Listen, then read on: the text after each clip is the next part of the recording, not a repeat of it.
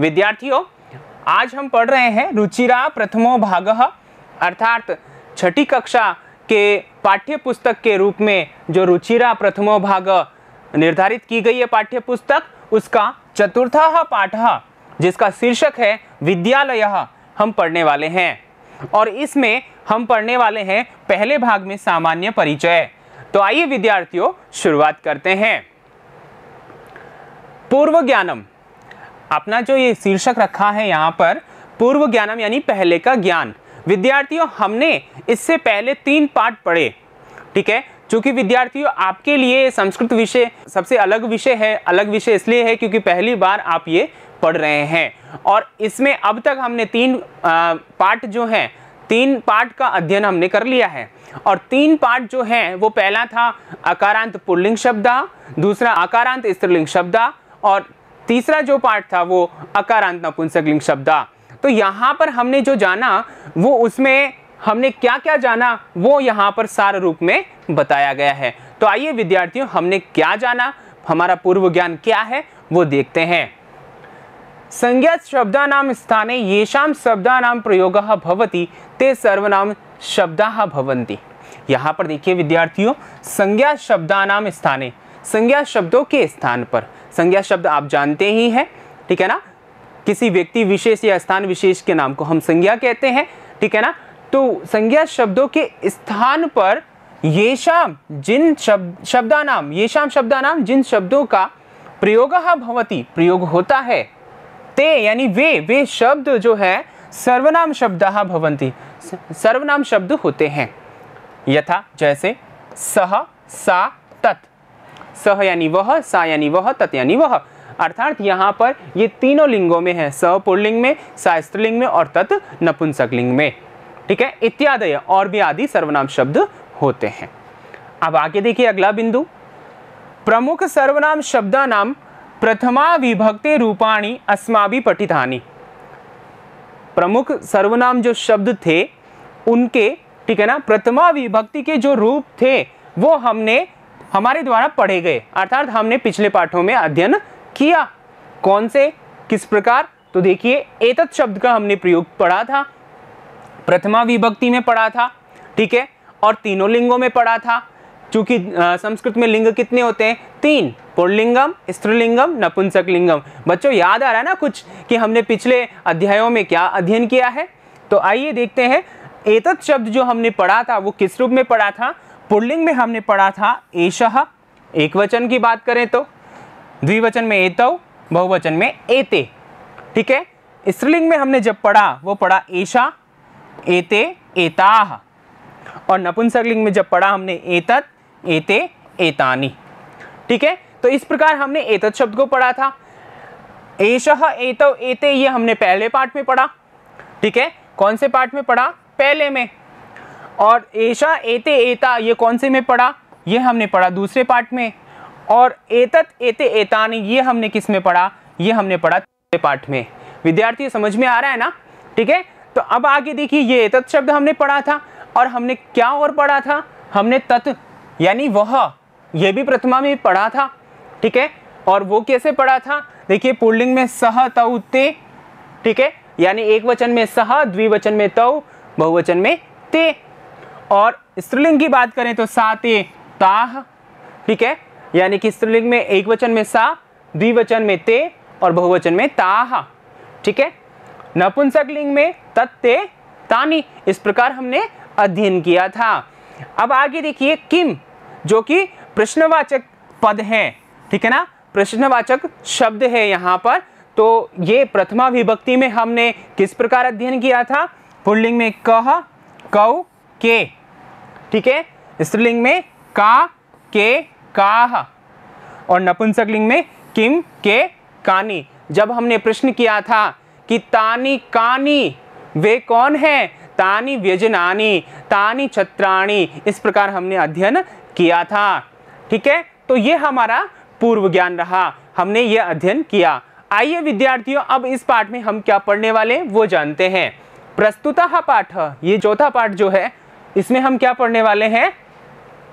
अस्मिन् पाठे, इस पाठ में वयम हम सब, ठीक है, अस्मद यानी मैं, अस्मद यानी मैं, युष्मद यानी तुम, युष्मद यानी तुम, इत्यनयो सर्वनाम शब्दयो, ये भी क्या है, सर्वनाम शब्द है। हमने जो पिछले पाठों में अध्ययन किया वो एतत्, तत् और किम सर्वनाम शब्दों का प्रयोग समझा था, और इस पाठ में हम पढ़ने वाले हैं अस्मद, ठीक है, और युष्मद, ठीक है। ये जो दो सर्वनाम शब्द हैं इनका प्रथमा विभक्ते, प्रथमा विभक्ति में, षष्ठी विभक्ते च, ठीक है ना, और षष्ठी विभक्ति में। ध्यान रखिए विद्यार्थियों, विभक्तियां कितनी होती है, 7। सप्त विभक्तयः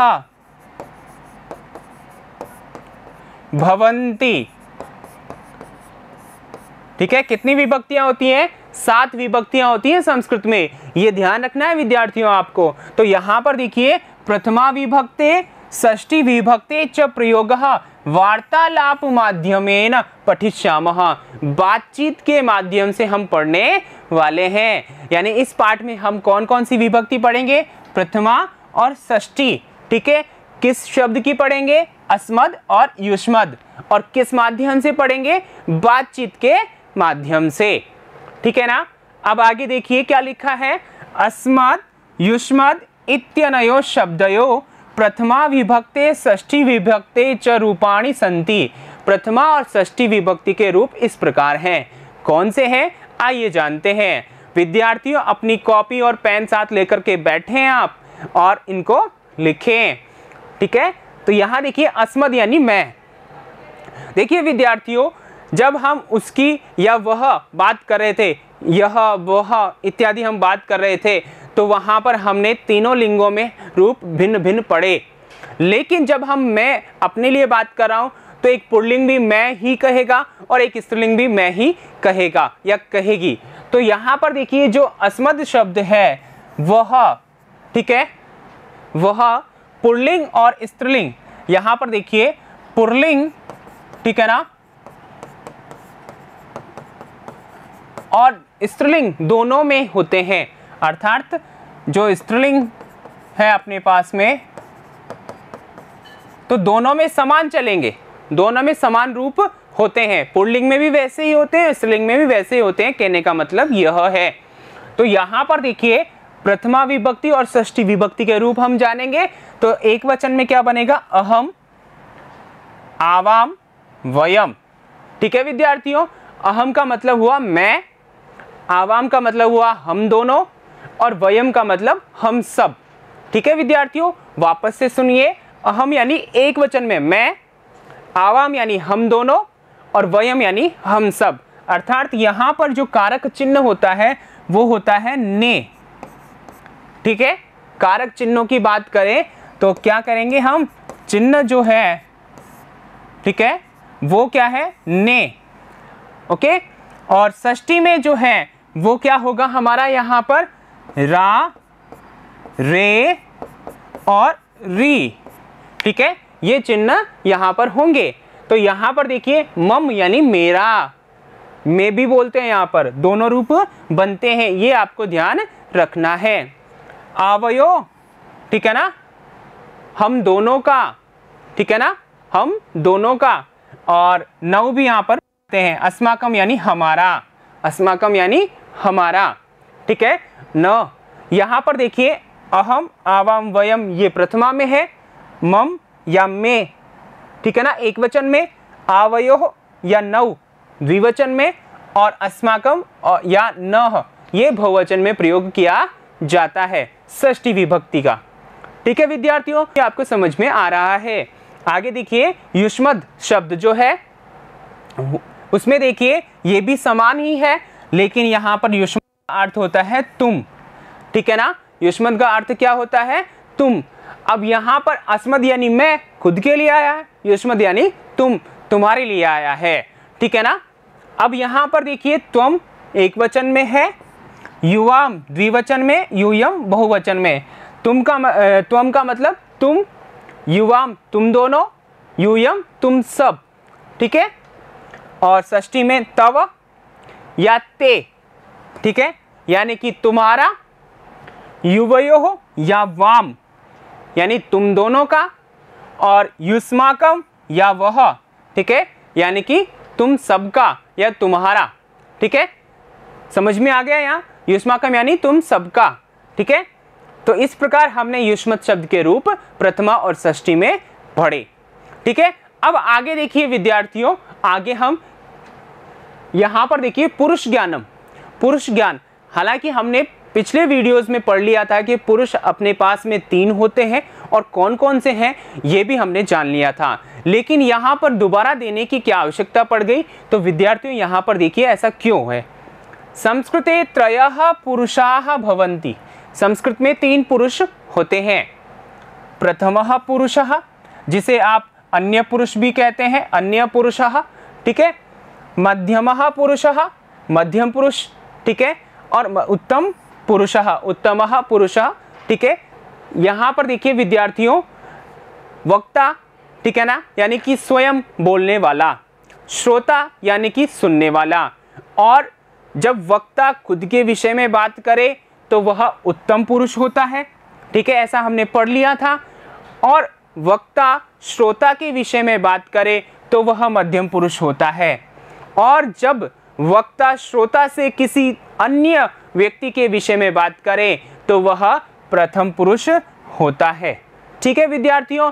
अब यहाँ पर देखिए कर्ता और क्रिया, जो 2 पद होते हैं अपने पास में, कर्ता यानी कार्य को करने वाला और क्रिया यानी कि जो कार्य किया जा रहा है, तो उसके आधार पर हम इन पुरुष में रूपों को क्या करेंगे, विभक्त करेंगे। तो आइए जानते हैं किस प्रकार। देखिए, कर्तुः आधारेण, कर्ता के आधार पर, किसके आधार पर, कर्ता के आधार पर प्रथमा विभक्ते रूपाणि, प्रथमा विभक्ति के रूप एतेषु 3 पुरुषेषु विभक्तानि भवन्ति, एतेषु इन तीनों पुरुषों में विभक्त होते हैं। कौन से 3 पुरुष, जो हमने अभी पढ़े, ठीक है। तो पुरुषः यहाँ पर देखिए, प्रथमः पुरुषः, मध्यमः पुरुषः, उत्तमः पुरुषः, ये 3 पुरुष होते हैं।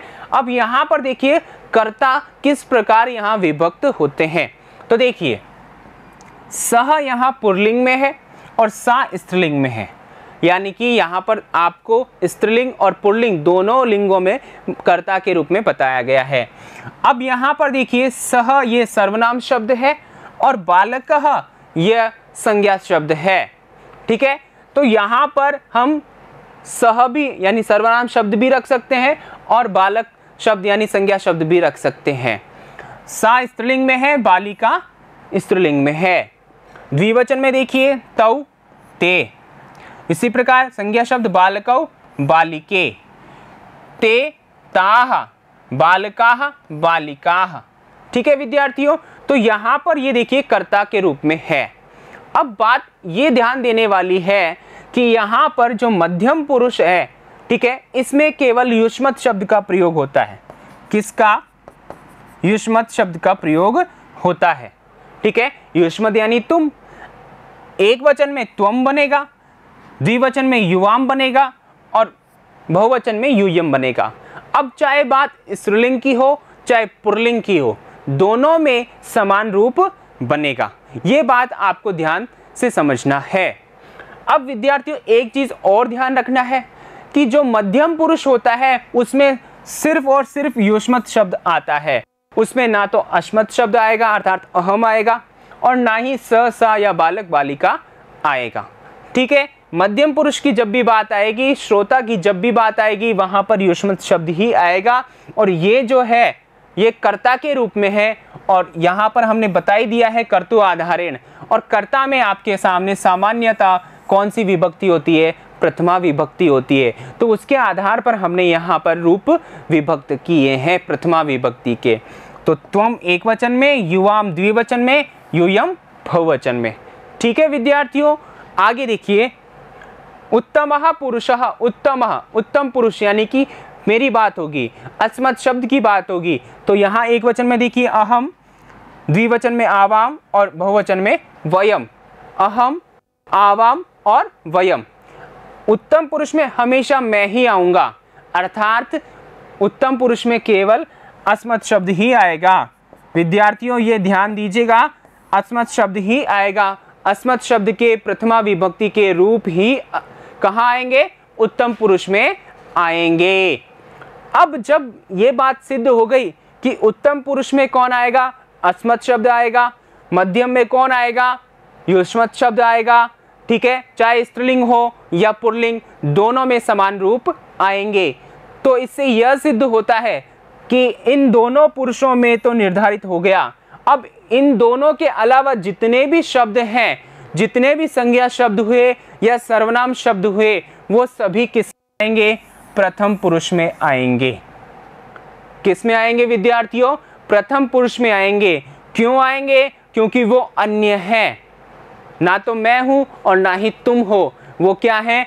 अन्य है, और अन्य है इसलिए वो प्रथम है। तो यहाँ प्रथम में सभी आएंगे। तो यहाँ देखिए विद्यार्थियों, सर्वनाम शब्द भी लिखे हैं और संज्ञा शब्द भी लिखे हैं। और जब ये सर्वनाम शब्द लिखे हैं तो यहाँ पर ये पुल्लिंग और स्त्रीलिंग दोनों में लिखे हैं। ठीक है, तो यहाँ पुल्लिंग स्त्रीलिंग दोनों में लिखे हैं। ठीक है विद्यार्थियों, अब आगे देखिए, ये तो हमने जाना कि प्रथमा विभक्ति में हमने किसको कर्ता के आधार पर इन पुरुषों में क्या विभक्त कर दिया? कर्ता को विभक्त कर दिया।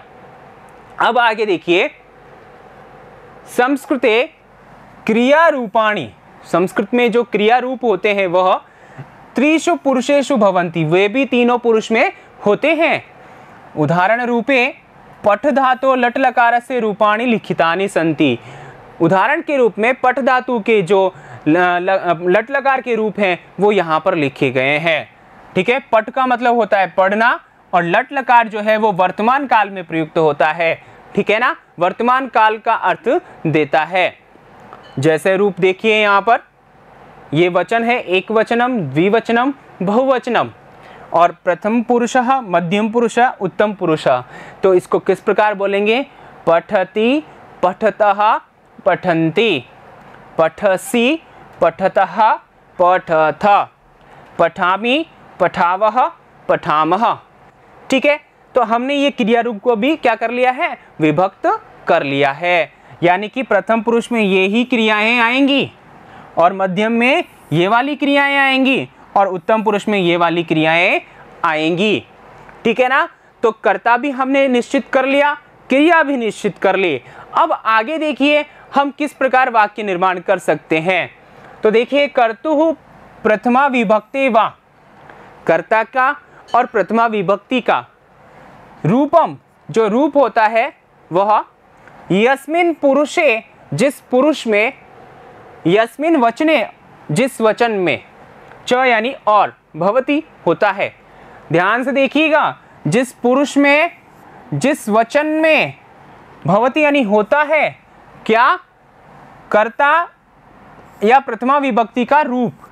ठीक है ना, क्रियायाः रूपम, क्रिया का रूप जो अभी जस्ट पढ़ा, पठति, पठता, पठन्ति, पठसि, पठता, पठत, पठामि, पठाव, पठाम। तो ये जो रूप हैं वे भी तस्मिनेव पुरुषे वचने, ठीक है ना, उसी पुरुष और वचन में भवति होता है। ठीक है, कैसे? जानिए आगे। देखिए यहाँ पर आपको अच्छे से समझ में आएगा। यहाँ पर देखिए बालकः लिखा हमने, तो किस पुरुष में था? प्रथम पुरुष में था। ठीक है, और किस वचन में था? एक वचन में था। ठीक है ना, तो हमारी जो क्रिया है वो भी किस में आएगी? प्रथम पुरुष की एक वचन। तो हमारी क्रिया क्या हो गई? ये तो हो गया अपना कर्ता और ये हो गई अपनी क्रिया। ठीक है ना, तो कर्ता और क्रिया ये दोनों साथ में लिखे हुए हैं। अब यहां पर देखिए, अगर हम वाक्य बनाना चाहें तो हमारा वाक्य क्या बनेगा विद्यार्थियों? बालकः पठति, ये हमारा वाक्य बनेगा, बालक पढ़ता है।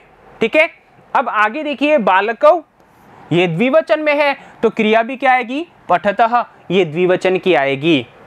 उसी प्रकार बालकः बहुवचन में है तो पठन्ति क्रिया बहुवचन की आएगी।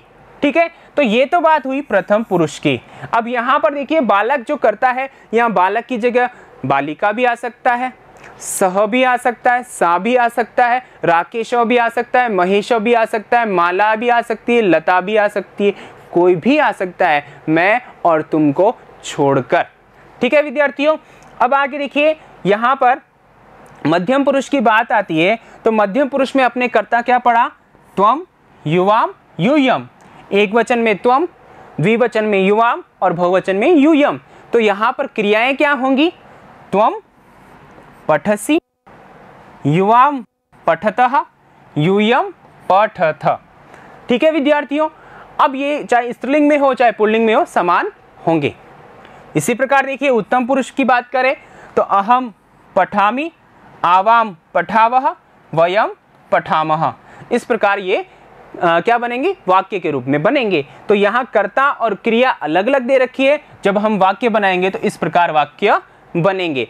विद्यार्थियों एक बार फिर से ध्यान रखिएगा, इसका अर्थ हुआ बालक पढ़ता है, लेकिन जब बात आए मैं पढ़ता हूं, ठीक है ना, तो यहाँ पर वाक्य बनेगा अहम पठामि। ये वाक्य सही होगा।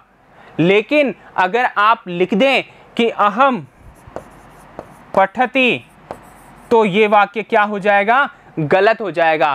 क्यों गलत हो जाएगा विद्यार्थियों, क्योंकि हमने अभी पढ़ा कि यहाँ पर देखिए यस्मिन पुरुषे यस्मिन वचने, ठीक है, जिस पुरुष और वचन में कर्तु प्रथमा विभक्ति वा, कर्तु यानी कर्ता का प्रथमा विभक्ति यानी प्रथमा विभक्ति का रूपम रूप भवति होता है, ठीक है ना। तो क्रियायाः रूपम अपि, क्रिया का रूप भी तस्मिन् एव पुरुषे वचने च, उसी पुरुष और वचन में होता है। तो यहाँ पर देखिए विद्यार्थियों अहम क्या है, कर्ता है, किसमें है, एक वचन में। कौन सा पुरुष, उत्तम पुरुष। तो क्रिया क्या है यहाँ पर, पठामी, कौन सा वचन, एक वचन, पुरुष कौन सा, उत्तम पुरुष। तो ये समानता है। अब यहाँ पर देखिए अहम तो हमने लिख दिया उत्तम पुरुष का, और क्रिया जो लिख दी हमने किसकी, यहाँ पर प्रथम पुरुष की। वचन तो समान हुआ, लेकिन यहाँ पर पुरुष गलत हो गया। इस वजह से ये वाक्य भी क्या हो गया विद्यार्थियों, गलत हो गया। तो इस प्रकार गलत नहीं करना है, समान करना है। जो नियम है उसके आधार पर हमें बनाना है। ठीक है विद्यार्थियों, तो आगे चलते हैं हम। ठीक है विद्यार्थियों, इस प्रकार हमने यहाँ पर अध्ययन किया है। क्या अध्ययन किया है कि इस पाठ में हम क्या पढ़ने वाले हैं। इस पाठ में हम अस्मद और युष्मत शब्द का जो प्रथमा विभक्ति और षष्ठी विभक्ति में प्रयोग है वो पढ़ने वाले हैं। ठीक है विद्यार्थियों, तो ये आपने लिख लिया होगा और मस्तिष्क और कॉपी में दोनों में लिख लिया होगा। तो आगे फिर मिलेंगे इसके अगले भाग के साथ में, तब तक के लिए धन्यवाद।